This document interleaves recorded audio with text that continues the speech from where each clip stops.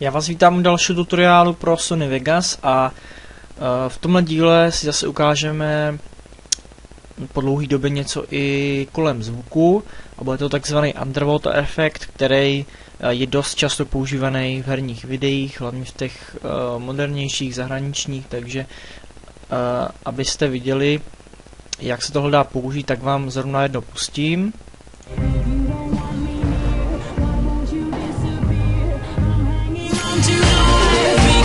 Takže pokud jste dobře poslouchali, tak jste jistě zaznamenali vlastně tu změnu toho zvuku, která tady byla, takže na začátku to vlastně hrálo jako kdyby tlumeně, fakt jako kdybyste to slyšeli pod vodou a pak se to vlastně najednou změnilo v ten originální netknutý zvuk.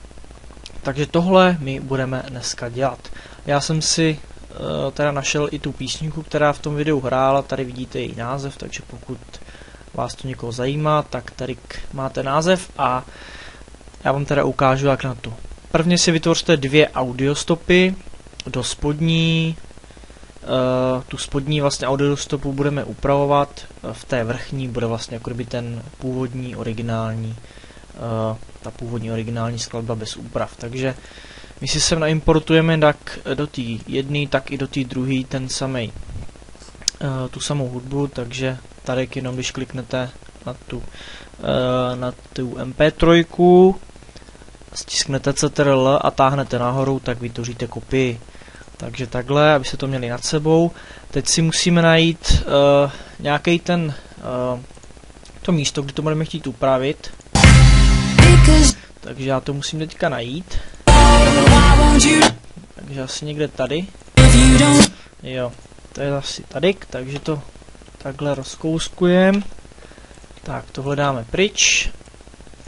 Tuhle stopu zatím vypneme, nebo spíš jenom jako kdyby uděláme to, aby jsme ji teďka neslyšeli. A budeme teďka se orientovat tady na té spodní vrstvě a konkrétně najdeme tady do Track FX.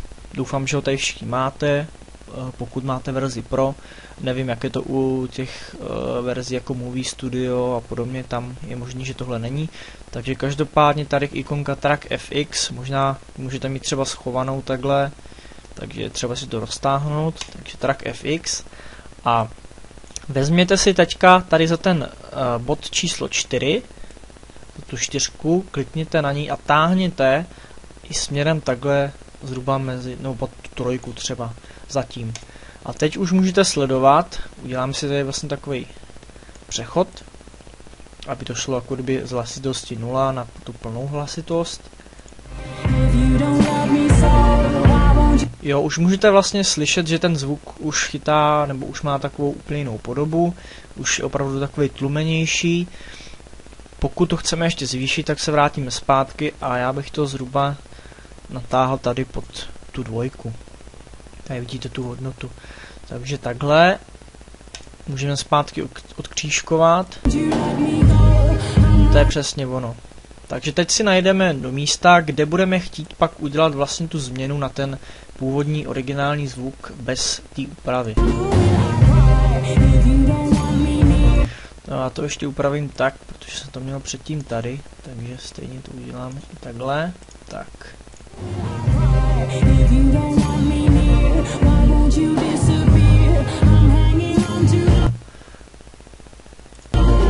Tak, takže tady v tomhle místě my tady uděláme už ten přechod a ten uděláme následovně.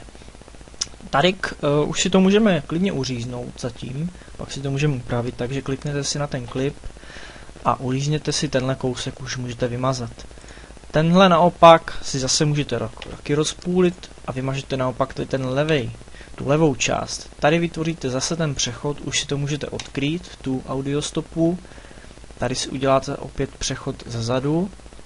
A teď uděláte to tak, aby se ty dvě stopy nad sebou prolnuly. To znamená, tady tu spodní potáhnete kousek dopředu a tu vrchní naopak potáhnete přes ní. Takže vám teďka vlastně vznikne tohle. Jo, takže tady tahle ta stopa je s úpravama, tahle ta už je bez úprav a my jsme vlastně tady vytvořili takovej jednoduchý přechod s tím, že Tenhle můžete klidně protáhnout, ale je lepší, když ten přechod uděláte spíš kratší jak delší, protože je to vlastně potom tam víc znát vlastně jako kdyby ten efekt. To znamená, je lepší, když je to jako kdyby náhlý, to znamená během pár snímků nebo maximálně během vteřiny. Jo, takže vlastně vidíte nebo spíš slyšíte ten skok v té hudbě.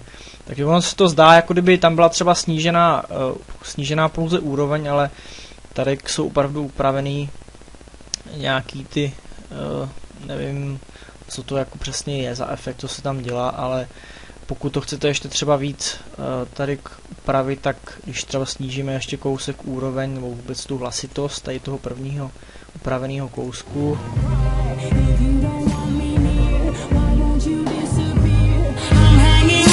Jo, takže vidíte, jak to vlastně potom ve finále vypadá. Takže tady to můžeme klidně trošku i přetáhnout přesto. Tady to může být menší ten přechod. Jo, a je to. Takže tohle je ten takzvaný underwater efekt. Můžete to udělat takhle na začátku nějakého videa, na konci, nebo samozřejmě i to jde v průběhu. Takže, jak jsem říkal, hodně často používaný efekt v herních videích. Můžete to používat na co chcete. A doufám, že se vám tutoriál líbil. Takže u dalšího zase někdy. Čau.